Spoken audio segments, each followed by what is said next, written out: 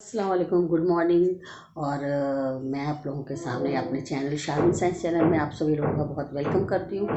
तो मैंने आपको लाइफ प्रोसेस में पढ़ा दिया था, अब हार्ट पढ़ा दिया था, आर्टरी वेन पढ़ाया था और हार्ट का एक्सप्लेन कर दिया था कि किस किस तरह से हार्ट का ब्लड का पाथ है वो कैसे घूम करके वो वापस पल्मोनरी लंग्स में जाता है, फिर वहाँ से ऑक्सीजन कार्बन डाइऑक्साइड छोड़ता है और ऑक्सीजन लेता है, फिर वो पल्मोनरी आर्टरी से लेफ्ट ऑरिकल में आता है, लेफ्ट वेंट्रिकल में, फिर वो जा कर के वहाँ से नीचे कॉन्ट्रैक्शन करता है वेंट्रिकल्स, तो फिर वो एरोटा से डिफरेंट बॉडी पार्ट्स में जाता है, एरोटा से डिफरेंट वेरियस बॉडी पार्ट्स में जाता है, काफ़ी प्रेशर से निकलता है, काफ़ी फोर्स से निकलता है, क्योंकि उसका हेड टू टू पूरे पार्ट्स में जाना है। फिर वहाँ जा कर के वो ऑक्सीजन दे देता है और कार्बन डाइऑक्साइड ले लेता है। कार्बन डाइऑक्साइड जब ले लेता है तो डीऑक्सीजनेटेड ब्लड बोलते हैं हम लोग उसको।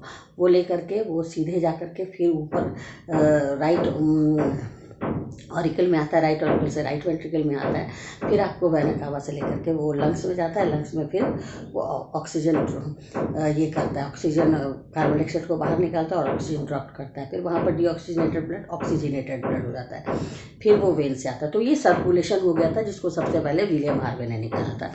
अब एक और सिस्टम है लिम्फेटिक सिस्टम, ये भी एक सिस्टम है लेकिन इसका बहुत थोड़ा सा काम है। ये क्या करता है कि जो आपका आर्टरी और वेन के बीच में जो ज्वाइंट रहता है जिसे हम लोग कैपिलरीज बोलते हैं, the joint between the arteries and vein is known as capillaries.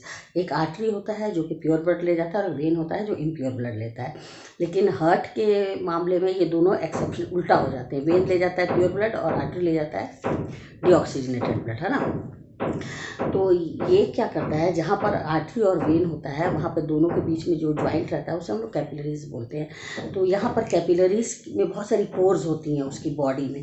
Capillaries में ये हम लोग आज पढ़ा रहे हैं लिम्फेटिक, क्या बोल रहे हैं, लिम्फेटिक सिस्टम। ये एक और सिस्टम होता है जो कि ब्लड को सर्कुलेट करता है बॉडी में, लिम्फेटिक सिस्टम।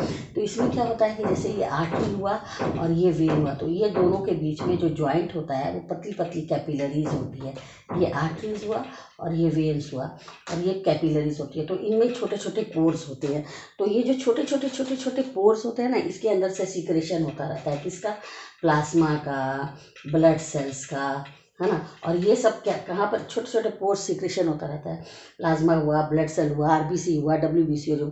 तो ये जो सेल्स जो रहते हैं यहाँ पर, जैसे सेल्स हैं, ये सेल्स के बीच में जो जगह रहती है ये इंटरसेलुलर में, ये इसमें जा कर के सर्कुलेशन करते रहते हैं। मतलब कि पूरे पार्ट में इन हर सेल्स के बीच में जो इंटरसेलुलर स्पेस होता है ये इसमें जा कर के ये निकल जाते हैं पोर्स से, छेद से ज़्यादा हो गया कुछ, और वो निकल करके इससे इसमें आकर के ये इंटरसेलुलर स्पेस में ये सर्कुलेशन करते हैं। तो ये भी कलरलेस होते हैं। क्या होते हैं, ये कलरलेस होते हैं, थोड़ा सा येलोइश कलर का, मतलब थोड़ा जैसा लगता है। और ये क्या करता है, ये पूरा एब्जॉर्व करता है। क्या ऑब्जर्व करता है ये, जितना भी अनडाइजेस्टेड फूड मटेरियल्स है उसको भी ये लिम्फ जो है वो एब्जॉर्व करता है और शरीर से बाहर निकाल देता है। और जितना भी इंटेस्टाइन में फैट रहता है, इंटेस्टाइन वगैरह में, ये स्टोमक में डाइजेस्टिव सिस्टम में जितने भी फैट्स रहते हैं, ये फैट्स को भी ये एब्जॉर्व करता है लिम्फेटिक सिस्टम, और ये ऑब्जर्व करके उसको भी शरीर से बाहर निकाल देता है ना। तो ये बहुत छोटा सा है, ये छोटा सा काम करता है। ये कहाँ पर होता है, ये आर्टरी और वेन के बीच में जो कैपिलरीज रहती हैं उसके बॉडी में छोटे छोटे पोर्स होते हैं, उसी पोर्स में से plasma, blood cells, RBC, WBC, platelet सब निकल जाती हैं। और सेल्स के बीच बीच में जो गैप्स रहती है जिसे कि हम लोग इंटरसेलुलर स्पेस कहते हैं, वो इसी में ट्रांसपोर्ट करके घूमते रहते हैं।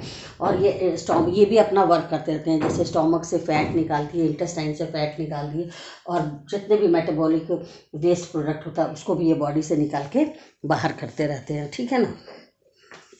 ये लिम्फ का ही ये काम होता है, लिम्फेटिक टिश्यू, इसमें लिम्फ रहते हैं। ये भी एक तरह का अपना एक, इसका भी एक नेटवर्क जैसा बिछा रहता है, लेकिन कम होता है प्रोटीन वगैरह का। तो ये आप समझ गए लिम्फेटिक सिस्टम क्या होता है। ये उतना नेटवर्क उतने जैसा बड़ा नहीं होता है जितना आर्टरी, वेन या सर्कुलेटरी सिस्टम।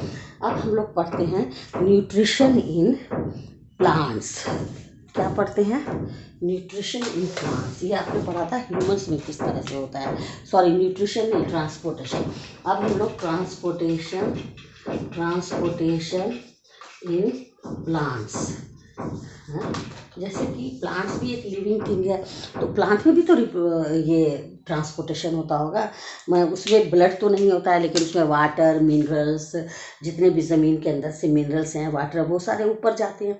अब आप देख लीजिए कि हिमालय, बड़े बड़े पर्वत होते हैं हिमालय, उन पे कितनी ऊंची ऊंची पेड़ रहती है।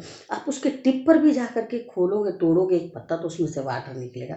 तो ये इतना, और जितना ऊंचा होगा उतना नीचा उसका रूट भी होगा, और रूट से ऊपर तक कौन पहुंचाता है पानी भाई, एक एक डिफरेंट पार्ट्स को, ताकि वो भी उनका भी लिविंग थिंग्स है, वो उनका भी ट्रांसपोर्टेशन कैसे होता है। तो ये आप लोगों ने पढ़ा होगा कि उनके स्टेम वगैरह में वेस्कुलर बंडल होता है। क्या होता है? वेस्कुलर बंडल्स होते हैं, और वेस्कुलर बंडल का ही ये ड्यूटी, जैसे हम लोगों ने ब्लड सर्कुलर सिस्टम पढ़ा, उसमें भी ओपन वेस्कुलर बंडल होता है, क्लोज्ड वेस्कुलर बंडल होता है, और उसी में बहुत सारे सेल्स होते हैं। एक होता है जाइलम और एक होता है फ्लोएम। क्या होता है?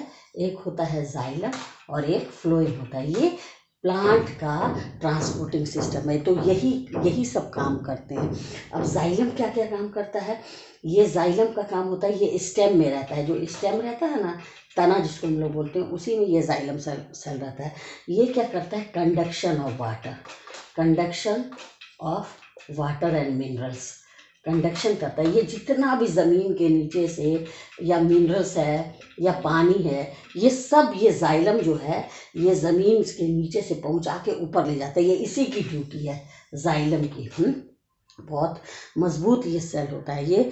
और क्या होता है कि ये जितना भी नीचे से नाइट्रोजन, फास्फोरस, मैग्नीशियम, या ज़मीन के नीचे नाइट्रोजन, नाइट्रेट, सबको ये जाइलम जो है खींचता है, ये ऊपर ले जाता है। दूसरा पॉइंट है कि ये हमेशा ऊपर की तरफ ही खींचता है, ये हमेशा अपवर्ड्स जाता है, कभी भी ये नीचे नहीं आएगा। हमेशा रूट से लेगा, रूट से जितने भी प्लांट्स वगैरह लेगा, ये मिनरल्स लेगा, वाटर लेगा, जितना भी न्यूट्रिएंट्स लेगा, और ये हमेशा ऊपर की तरफ ही ये जाता है।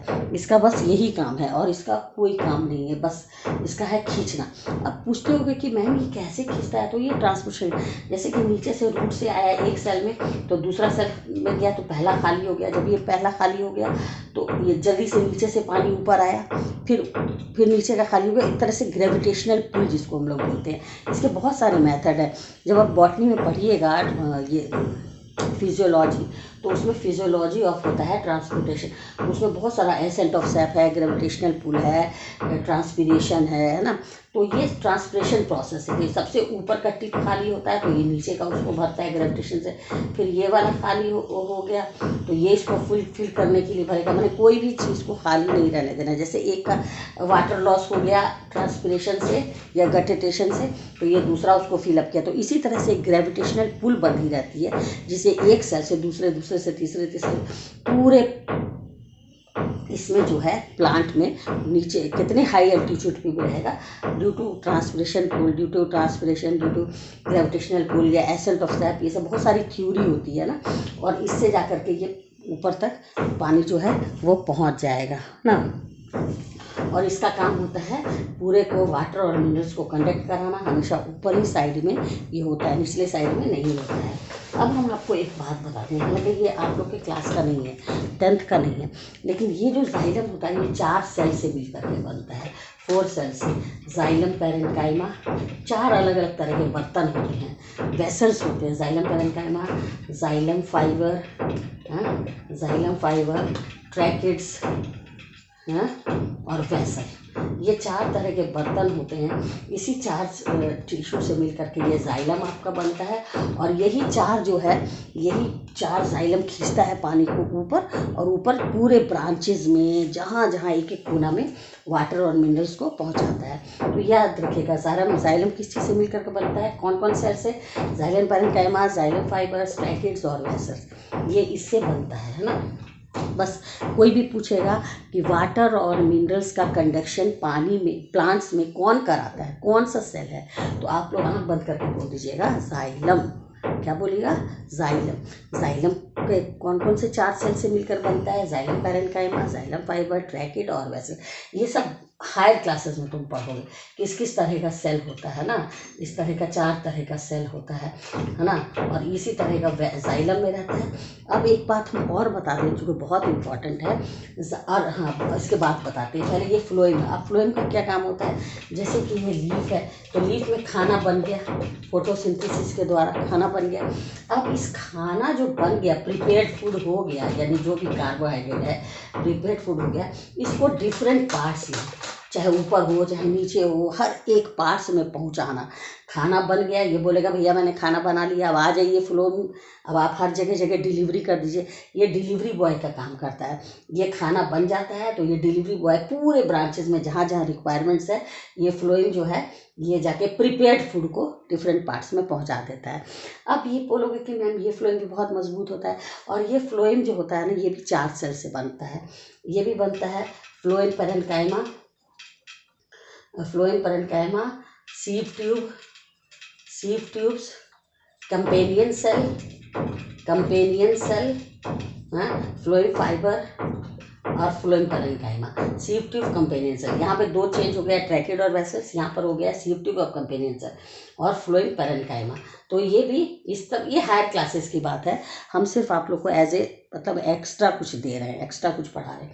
तो ये फ्लोएम भी 4 सेल से बनता है और ये जाइलम भी 4 सेल से बनता है, और इनका काम होता है हर डायरेक्शन में जाने। ये तो सिर्फ ऊपर जाते हैं, जितना ऊपर जाइए, नीचे रूट से निकल करके पूरे पार्ट्स में प्लांट, और ये जो है ये ऊपर नीचे भी पत्ता है, उसको खाना पहुंचाना है, ऊपर भी है, दाएं भी है, बाएं भी है। जितने एक एक सेल में, एक एक प्लांट के सेल को एक एक जहाँ जहाँ फूड की रिक्वायरमेंट्स है फ्लोएम पहुंचाता है, इस ट्रांसपोर्ट है ना। तो ये भी ये इस तरह से प्लांट का ट्रांसपोर्टेशन होता है। इसको हम लोग फिजियोलॉजी चैप्टर में पढ़ते हैं। जब हम लोग आगे पढ़ेंगे तो फिजियोलॉजी में ही आता है कि किस तरह से प्लांट के अंदर खाना पीना बनता है, कौन पहुंचाता है, कौन है डिलीवरी बॉय, फ्लोएम है डिलीवरी बॉय, ये और खाना ये कर्मचारी सब ये सब खाना बनाता है, ऊपर ले जाता है, कहाँ तक ले जाता है, जहाँ जहाँ लीफ है वहाँ सब वाटर और मिनरल्स को पहुँचाता है। तो ये आप लोग समझ लीजिए, बहुत इंटरेस्टिंग है। जाइलम और फ्लोएम हमेशा प्रिपेयर्ड फूड को पहुंचाता है, और जाइलम हमेशा वाटर और मिनरल्स का कंडक्शन करता है, ट्रांसपोर्ट करता है। इसको हम लोग फ्लोएम वाले को बोलते हैं ट्रांसलोकेशन, ये एक एक जगह ट्रांसलोकेट करता है। और जाइलम को हम लोग बोलते हैं conduction of water and minerals, है ना। एक और बहुत इंपॉर्टेंट प्रोसेस होता है ट्रांसपिरेशन। आप बोलोगे कि ये ट्रांसपिरेशन क्या होता है, जैसे कि आपका ये लीफ है, जब आपको कंटिन्यूसली वाटर आ रहा है तो इसमें एक्सेस ऑफ वाटर जो है वो वाटर वेपर के रूप में भाप बन करके उड़ता रहता है, लॉस ऑफ वाटर, है ना। ये हमेशा एक जगह से दूसरी जगह उड़ता रहेगा, और इसी को हम लोग बोलते हैं ट्रांसपिरेशन। तो ट्रांसपिरेशन पुल के ज़रिए भी आपका जाइलम जो है वो कंडक्शन करता है, क्योंकि ये खाली हो गया तो इसकी जगह को भरने के लिए नीचे से आएगा, एक दूसरे को देगा पानी की बूंद, दूसरा तीसरे को, करते करते हाई एल्टीट्यूड्स में ये सब जगह आपका बन जाता है। तो ये ट्रांसलिप्रेशन भी आप समझ गए। Loss of excess of water vapour, है ना। क्या इसका डेफिनेशन होगा, loss of excess of water vapor in the excess of water in the form of water vapor, है ना, in the form of water vapor, है ना, water vapor from the leaves और कोई भी पार्ट्स। तो बहुत सारे तरह से रेस्पिरेशन होता है, स्टेम्स में भी होता है, स्टेम के लेंटिकल से भी होता है, फिर गटेटेशन होता है। तो ये सब है, ये सारे प्रोसेस हैं जिससे कि पानी बाहर निकलता रहता है, और इस पानी की कमी को पूरा करने के लिए इसमें भी प्लांट्स में भी ट्रांसपोर्टेशन होता है, जो कि 2 सेल कराते हैं, जाइलम और फ्लोएम। जाइलम 4 सेल से मिलकर के बनता है, और फ्लोएम जो है वो भी 4 से बनता है। तो ये सब बहुत अच्छे बर्तन सब होते हैं जिससे कि ये सारा वर्क करते हैं। जब खाना तैयार हो जाता है, जब प्रिपेयर्ड फूड लीफ में बन जाता है, तो फ्लोएम, हम लोग यही पढ़ते थे फोटोसिंथेसिस में, खाना लीफ ने तैयार कर दिया, फिर वो डिफरेंट पार्ट्स में पहुंचा कैसे, तो उन्होंने डिलीवरी बॉय को बुलाया, यानी फ्लोएम जो है वो डिलीवरी बॉय है, वो पूरे जगह जहाँ जहाँ रिक्वायरमेंट्स है वहाँ जा कर के फ्लोएम जो है वो ट्रांसलोकेट करता है, यानी फूड को दे देता है। तो यही सब है जो कि आपका ट्रांसपोर्टेशन इन आपका हो गया, यानी प्लांट्स में हम लोगों ने पढ़ा दिया है। तो आपका इस तरह से धीरे धीरे लाइफ प्रोसेस का 3 चैप्टर कंप्लीट हो गया, यानी न्यूट्रिशन कंप्लीट हो गया, आपका रेस्पिरेशन कंप्लीट हो गया, और सब देखो ना कितना आपस में जुड़े हुए। यह हो गया आपका न्यूट्रिशन, रेस्पिरेशन हो गया, और ये थर्ड वाला जो हम लोग पढ़ रहे थे अभी, जो हम लोग पढ़ रहे थे ट्रांसपोर्टेशन, यानी ट्रांसपोर्टेशन इन प्लांट्स और इन ह्यूमंस। इसमें आपको ब्लड आया, आर्टरी वेन आया, हार्ट आया, है ना। और उसके बाद से हम लोगों ने प्लांट्स में भी पढ़ लिया। और अब हमारा लास्ट स्टेप है जो कि इसका बहुत इंपॉर्टेंट है लाइफ प्रोसेस का, वो है एक्सक्रिएशन। इसको हम लोग कंप्लीट करेंगे तो आपका लाइफ प्रोसेस पूरा कंप्लीट हो जाएगा। उसका एनवायरनमेंट बनाना, बहुत सारी चीज़ें, तो ये सब मेन चीज़ है ना। एक्सक्रीशन किसको बोलते हैं? एक्सक्रीशन बोलते हैं रिमूवल ऑल मेटाबॉलिक वेस्ट। हमारे बॉडी से जितना मेटाबॉलिक वेस्ट प्रोडक्ट्स होता है, बायोलॉजिकल वेस्ट होता है, सबको शरीर से बाहर निकालना, है ना।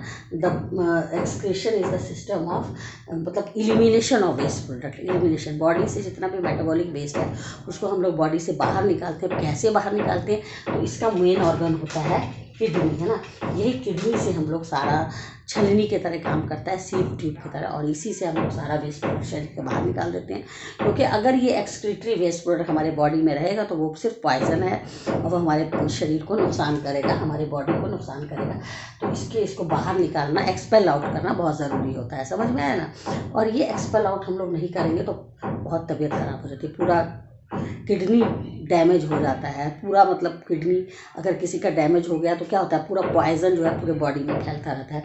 तो ये एक तरह का छलनी का काम करता है, चाय की छलनी की तरह सारे वेस्ट प्रोडक्ट्स को बाहर दे देता है ना। कि अब आप तुम बाहर चले जाओ, एक्सपेल हो जाओ। और किस तरह से करता है ये हम आपको नेक्स्ट क्लास में बताएंगे।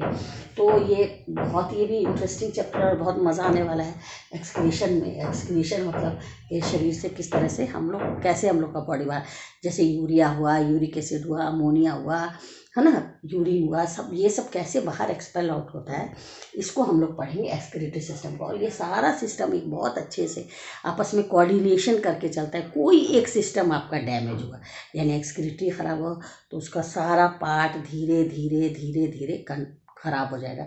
लेकिन अगर सारा पार्ट आपका सही रहा और ब्रेन अगर ख़राब हुआ तो खैर वो पागल ही कहलाता है। तो इसीलिए हम लोगों को सबको कंट्रोल करता है ब्रेन, सबको ब्रेन कंट्रोल करता है, और ब्रेन हेड है तो वो नर्वस सिस्टम में आएगा। तो यहाँ पर जो लाइफ प्रोसेस में हम लोग को जो पढ़ना था वो हम लोगों ने पढ़ा। एक्सक्रीशन पढ़ेंगे, फिर आपस में बाद में वो अलग चैप्टर होता है रिप्रोडक्शन का, इवोल्यूशन का, एनवायरनमेंट, वो सब भी 10th क्लास में है।